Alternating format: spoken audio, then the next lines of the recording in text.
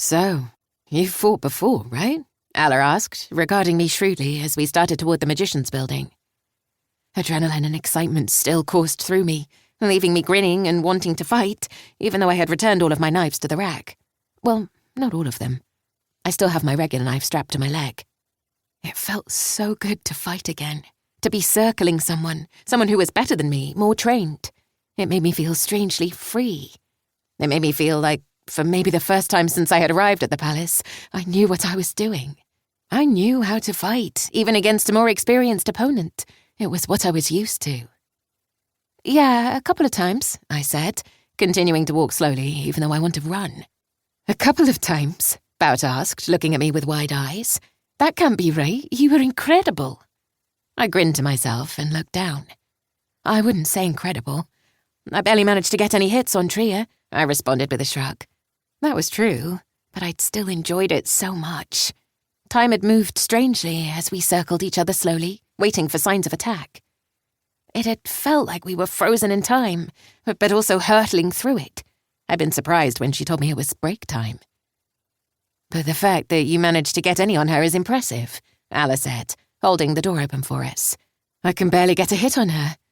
The way you moved was unexpected. Thanks, I said, not sure if it was a compliment or an insult. In front of me, Bout burst into laughter. She meant that in a good way, she assured me. I did, Alla was quick to confirm. Your attacks were explosive. I could hardly see what you were going to do next. That's a huge compliment from her, Bout added, with a look back at Alla, who nodded. I smiled and looked away as embarrassment washed through me. I wasn't used to compliments. I had no one out in the rings to really give them to me, and they made me feel strange. The words made heat rush through me and pride dance in my heart. Why is Darcy blushing so much? Rena asked as we reached the table where she was waiting for us with Sen and Esther, her eyes sparkling with a thirst for information. Are you teasing her about Lack? Sen asked excitedly as she quickly finished her snack. Where is he, by the way? My eyes quickly scanned her, searching for any sign of illness. She looked so much better than she had that morning. Her face was no longer pale and drawn, her eyes much brighter and fixed on me. Even her magic moved much more energetically. He's at the shore, Rena told her, before looking at Bout. So? Sen glanced at me uncertainly, and I knew she'd had the same thought I had. I wanted to explain to her why he'd been sent, but Bout was already speaking. We complimented her fighting skills, she told Rena. Did you see her out there? Yeah. What was that? Rena demanded of me before looking at Sen. Did you know your sister is incredible with a knife? Sen shrugged at her.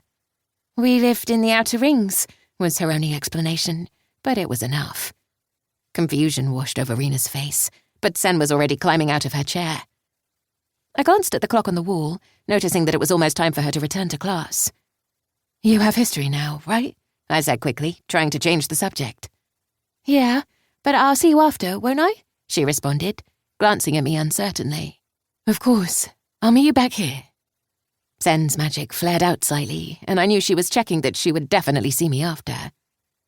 She must have seen something satisfactory, because she nodded and turned away from me, leading Esther out of the room.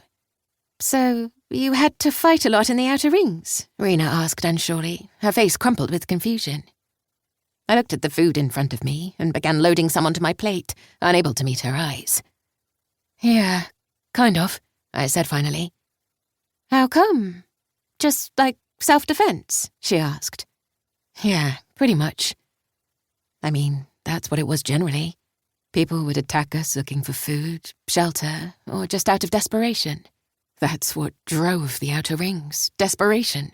You could feel it in the air. It hung heavily, dragging everyone else down.